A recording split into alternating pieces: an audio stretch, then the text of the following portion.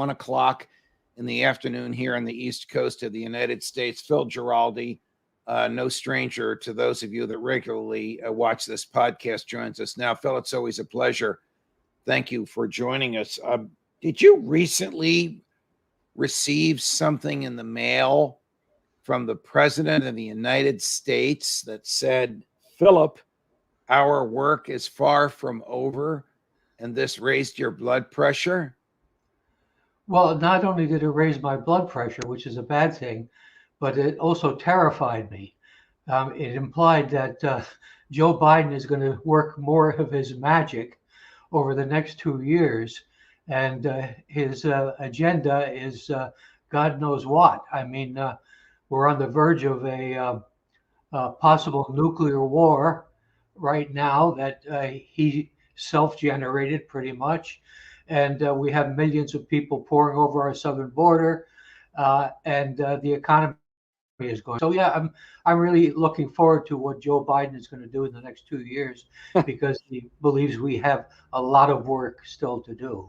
How worried are you, just from your knowledge of the way government works and perhaps from your sources in the intelligence community, of which you were a part for much of your professional career, of America being dragged into war in Ukraine? Well, my feeling is that I know we've talked about this before, but it doesn't seem to me that anybody did an honest intelligence assessment or a foreign policy assessment before getting into this mess, because there is absolutely nothing in it for the American people. There's nothing in it in terms of creating a secure situation for the United States. Russia did not threaten us. This whole situation did not threaten us, and now we're tied, basically tied and committed to one of the most corrupt country in Europe, which is going through a purge right at the moment. And there is nothing in it that is there to be optimistic about. The people that I listen to who really understand combat on the ground, people like Colonel McGregor, Scott Ritter, Larry Johnson, and sources like that, these people are adamant that this is a non-winnable situation, apart from anything else that's going south. You mentioned intelligence assessment, Phil. Would the American government, normally have engaged in, ordered, and conducted and received an intelligence assessment before it started to send arms in? In other words, is it rational to believe that your former colleagues in the CIA gave the president some sort of intelligence assessment before he started sending $60 billion in cash and armaments to President Zelensky and his cronies? Well, he probably did get some assessments that tried to be, if not pessimistic, but at least, shall we say, realistic. And but the fundamental problem with intelligence assessments is they all depend on the original sources that contribute to the assessment. And if the people that were being sent over to Ukraine in the lead up to this war by the United States were essentially listening too much to false information that was basically being peddled to them by the Ukrainians for various reasons of their own, then these assessments are not going to be very good. But a good intelligence briefer, a guy like Ray McGovern, would probably throw in the caveats on that kind of an assessment.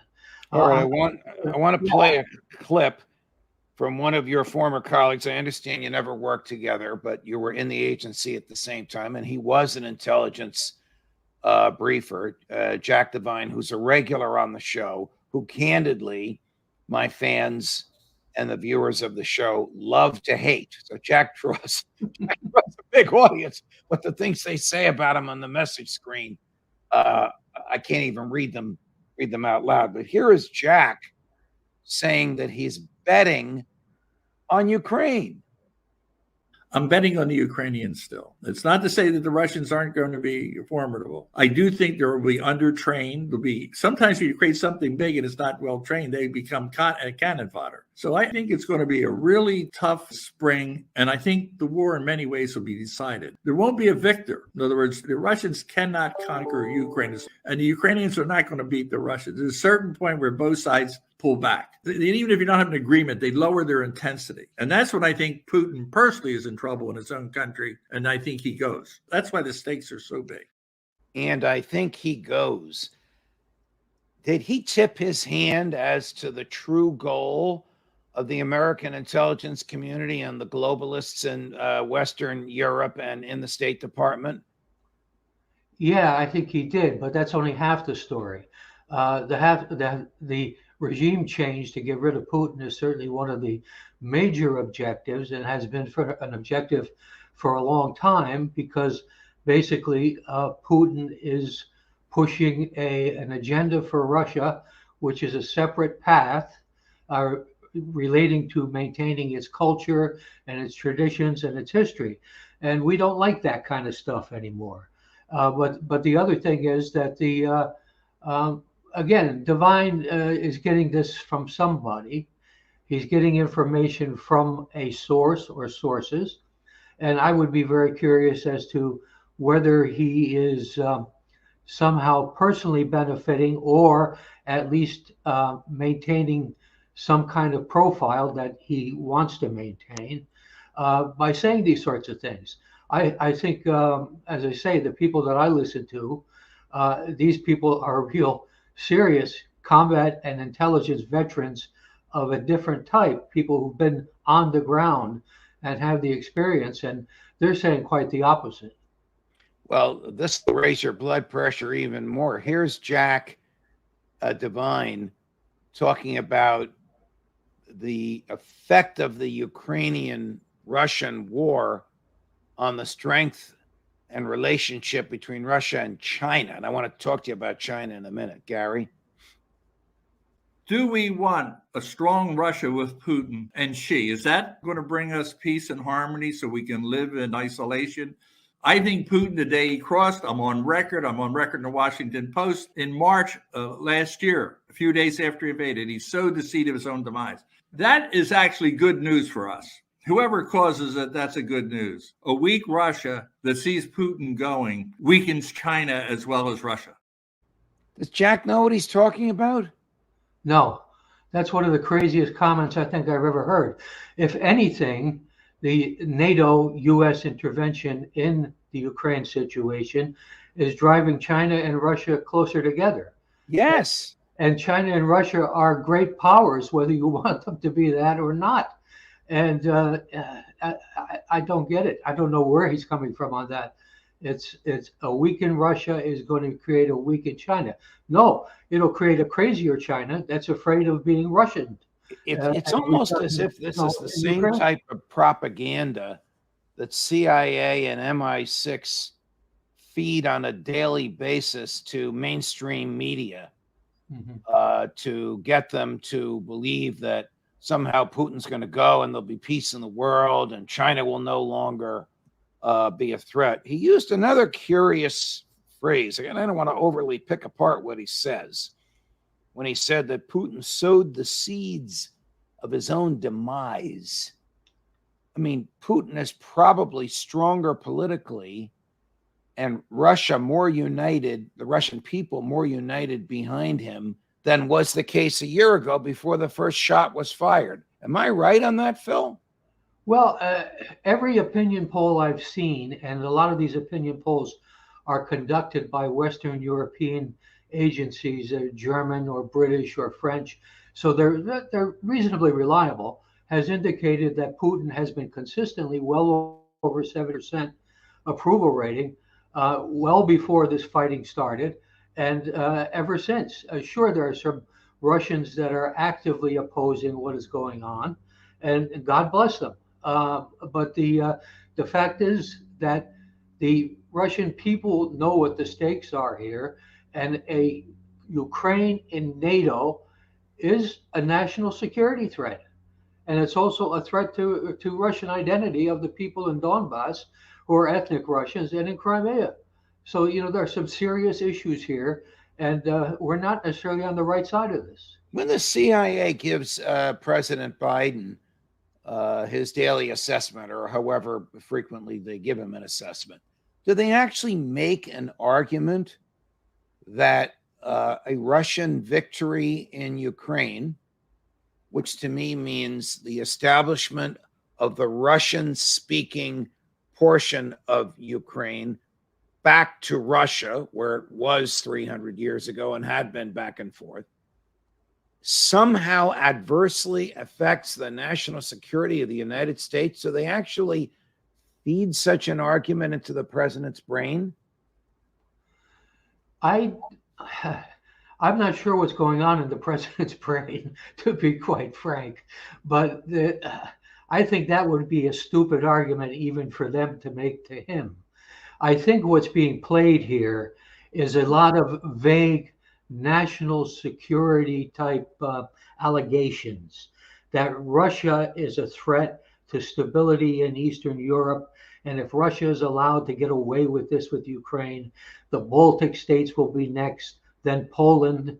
And, it's this kind of nonsense. Almost like a domino theory argument, like the nonsense we heard in the Vietnam years. Yeah, exactly. It's a kind of thing that if we don't do this, then this might happen, or this will happen. This is probably what they're saying. But the fact is, they're good at this kind of thing. They kind of weave things together. And even though Russia was no threat of any kind to the United States back before this started, they hypothesize how it would become a threat because this guy Putin is kind of a dangerous dude. But in your recent piece at the UN's Review called "Joe Biden Says Our Work is Far From Over," where you recount your apoplexy when you received this email from him saying, "Philip, our work is far from over." I guess they have you on some sort of a Democratic fundraising list, Phil. I won't even ask how you and your wife got on that list. But anyway, in the piece, you recount, of course, very well, as only you can do, that this has been the mantra of the State Department for many years. I mean, this is the argument that Condoleezza Rice made. If we don't invade Iraq, they're going to invade Baltimore. I'm sort of paraphrasing. This is the argument that Hillary Clinton, her successor, made for bombing and slaughtering Muammar Gaddafi. Mm-hmm. I mean, this is the argument they always make without any rational basis behind it whatsoever. So, question, your guys, your former colleagues, are professionals, and many of them risk their lives to gather information. How do they react when they see it distorted like this? Yeah, that's of course the major question here. I can only go with a view on this based on my own colleagues, former colleagues in the agency, and many of whom I'm still in contact with. Out of all of them, I would say I can only think of one or two that supports the current policy of unrelenting hostility towards Russia. I can't think of any of the others that are anywhere on that page. In fact, quite a few of them, like Ray McGovern and Larry Johnson, are very much in the anti-war side on this and are very active in it. So it's, I think, you're an intelligence officer, you're paid with the Queen's shilling, as the old expression used to go. And while you're in harness, you play by the rules and you kind of do what you're expected to do. But basically, that doesn't mean you put your brain into a filing cabinet and lock it away. When you're away from actually working for the government, you should start thinking for yourself, and that's what most of us do. You point out in this article that so impressed me that Kevin McCarthy, the Speaker of the House of Representatives, is about to duplicate what Mrs. Pelosi did a few months ago and make a well-publicized trip to Taiwan and purport to speak in behalf of the U.S. government, or maybe to mouth what President Biden has already said, which is that the American government will use the military to defend the independence of Taiwan at all costs. How insane is a trip like this? Sure, and as I point out in my article, Pelosi's trip had the reverse effect. It didn't make the Chinese back off. It made the Chinese have military exercises that came very, very close to Taiwan, sending their own message. So if you want to encourage Chinese aggression, the perfect way to do it is to have these trips by congressmen who don't seem to know anything about what's going on anywhere. Now, talk about simulated military, simulated attacks. And I didn't see this in the mainstream media. I didn't see it anywhere except in your reporting. Did the United States and Israel recently engage in some sort of a simulated war game against Iran? Yeah. Well, we haven't seen it. It wasn't in the New York Times. It wasn't on Fox News. It wasn't anywhere. Why would they do something like this, knowing it can be a provocation that can lead to real war? Yeah, absolutely. This again is an insane policy. This was war games about 2 weeks ago. It was conducted in the Eastern Mediterranean. It was the biggest war games ever entered into by the United States and Israel together, and comes on the heels of an enhanced security pact between the two countries. And it simulated an attack on Iran. That's what it did. So, I mean, if you're going to, really make people your enemies to the point where they're going to want to do something about it, this is the kind of stupid stuff that you go out and do. I wonder if they're also trying to provoke Putin. I mean, Putin has a substantial commercial, or the Russian government has a substantial commercial relationship with arms manufacturers in Iran. We know that. Putin blasted Prime Minister Netanyahu when the Israelis sent some drones to attack one of the munitions plants that makes Iranian drones. So the U.S. is trying to provoke Iran and trying to provoke Russia at the same time. Is old Joe crazy? Or might this never have even reached the level of the White House? I don't know. This type of a military pretend war. Does the president himself have to sign off on this? I would assume that the president either signed off on it on a document, or he was verbally briefed by one of his national security people. But again, you're quite right. I mean, the fact is that why do you do these things against countries that basically are not threatening you and don't have much capability to threaten you? Because when you do this sort of thing, whatever efforts they're able to make, they're going to amp up as much as they can. And I'm writing an article right now, and I'm noting that, look, Israel is bombing Syria, and it's bombing Iran without the U.S. ever squeaking or saying anything. And yet Syria has never attacked Israel, and Iran has never attacked Israel. So what is the equity here that people are looking at? It's reckless. So Iran is Emmanuel Goldstein. You remember who Emmanuel Goldstein was? That was the true name of Big Brother in 1984, Orwell's novel, where tens of thousands of people in theaters and stadiums would be ranting and raving at his image. He didn't even exist. His fictitious picture on a screen. That's what Iran has become. Prime Minister Netanyahu rails against Iran all the time, as you pointed out. Israel's attacked Iran. Iran has never attacked Israel. How do the pros feel? Well, let me restate the question. Is anybody telling Joe Biden that the Ukrainians are losing, or are they just telling him what he wants to hear? Is any intelligence entity Would it be CIA? Would it be Defense Intelligence? I don't know what other entities we have that do foreign intelligence, but would any of them be saying, Mr. President, this is not going the way you expected it to? When Putin brings these 300 to 500,000 more troops in March, it's going to be over with pretty quickly, and you better be prepared for it. Does anybody say that to him? I don't think any of them would have the courage to say it in those words. I do, however, think that there have been hints dropped.